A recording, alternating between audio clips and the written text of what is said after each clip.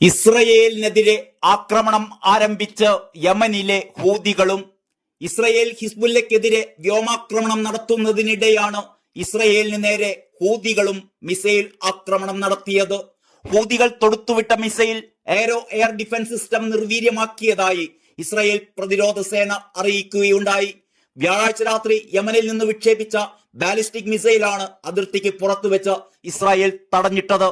വ്യാഴാഴ്ച മുതിർന്ന ഹിസ്ബുല്ല നേതാവ് മുഹമ്മദ് ഷ്റൂർ ഇസ്രയേൽ വ്യോമാക്രമണത്തിൽ കൊല്ലപ്പെട്ടിരുന്നു. ഇതിന്റെ പ്രതികാരമായാണ് ആക്രമണം എന്ന് ഒരു ഹൂതി കമാൻഡർ പറഞ്ഞു. മുഹമ്മദ് ഷ്റൂറിനെ കൊലപ്പെടുത്തിയതിന് പ്രതികാരമായാണ് അപ്രതീക്ഷിതമായ ഈ ആക്രമണമെന്ന് ഇസ്രയേലിലെ ന്യൂസ് ഏജൻസികളും സ്ഥിരീകരിക്കുകയുണ്ടായി. ഇറാന്റെ പിന്തുണയുള്ള ഹൂതികളെ പരിശീലിപ്പിക്കാൻ യമനിലേക്ക് അയച്ച ഹിസ്ബുല്ലയുടെ നിരവധി ഉപദേഷ്ടാക്കളിൽ ഒരാളായിരുന്നു മുഹമ്മദ് ഷ്റൂർ എന്നാണ് റിപ്പോർട്ട്. അതേസമയം ലബനെയും ഹിസ്ബുല്ലയെയും പിന്തുണയ്ക്കാൻ മടിക്കില്ലെന്ന് ഹൂതികളുടെ നേതാവായ അബ്ദുൾ മാലിക് അൽ ഹൂതി വ്യക്തമാക്കി. ഒരു വർഷത്തിലേറെയായി ഗാസയിൽ ഹമാസുമായുള്ള ഏറ്റുമുട്ടലായിരുന്നു ഇസ്രയേൽ. ഇതിന് പിന്നാലെയാണ് ലബനൻ ആസ്ഥാനമായുള്ള ഹിസ്ബുല്ലയിലേക്ക് ശ്രദ്ധ തിരിക്കുകയാണ് എന്ന് ഇസ്രയേൽ പ്രഖ്യാപിച്ചത്. ഇതോടെ ഹിസ്ബുല്ലയും ഇസ്രായേൽ സേനയും തമ്മിലുള്ള ഏറ്റുമുട്ടൽ ശക്തമായി. നിലവിൽ ലബനിൽ നിന്ന് ഹിസ്ബുല്ലയുടെയും യമനിൽ നിന്ന് ഹൂതി വിമതരുടെയും ഭീഷണികൾ ഒരേപോലെ നേരിടുകയാണ് ഇപ്പോൾ ഇസ്രയേൽ. ഇതിനിടെ ഇസ്രയേലും ഹിസ്ബുല്ലയും തമ്മിൽ നടക്കുന്ന ഏറ്റുമുട്ടൽ അവസാനിപ്പിക്കാൻ അമേരിക്ക നടത്തിയ ശ്രമങ്ങൾ വിഫലമായി.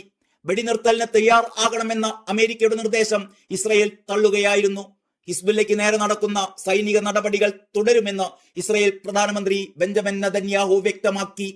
21 ദിവസത്തെ വെടിനിർത്തലിന് തയ്യാറാകണം എന്ന നിർദ്ദേശം അമേരിക്ക മുന്നോട്ട് വെച്ചതിന് പിന്നാലെയായിരുന്നു ബെഞ്ചമിൻ നെതന്യാഹു നിലപാട് വ്യക്തമാക്കിയത്. അമേരിക്കയും ഫ്രാൻസും സംയുക്തമായാണ് ഇസ്രായേലിന് മുന്നിൽ വെടിനിർത്തൽ നിർദ്ദേശം വെച്ചത്. എന്നാൽ ഇതിനോട് പ്രതികരിക്കാൻ തയ്യാറാകാതിരുന്ന ബെഞ്ചമിൻ നെതന്യാഹു ഹിസ്ബുല്ലയ്ക്കെതിരെ ആഞ്ഞടിക്കണമെന്ന് സൈന്യത്തിന് നിർദ്ദേശം നൽകുകയാണ് ചെയ്തത്. പ്രധാനമന്ത്രിയുടെ ഓഫീസ് തന്നെയാണ് ഇക്കാര്യങ്ങൾ അറിയിച്ചത്. അടുത്തിടെ ലബനനിൽ ഇസ്രായേൽ നടത്തിയ വ്യോമാക്രമണത്തിൽ 500-ലധികം പേർ കൊല്ലപ്പെടുകയും ആയിരക്കണക്കിന് ആളുകൾക്ക് പരിക്കേൽക്കുകയും ചെയ്തിരുന്നു.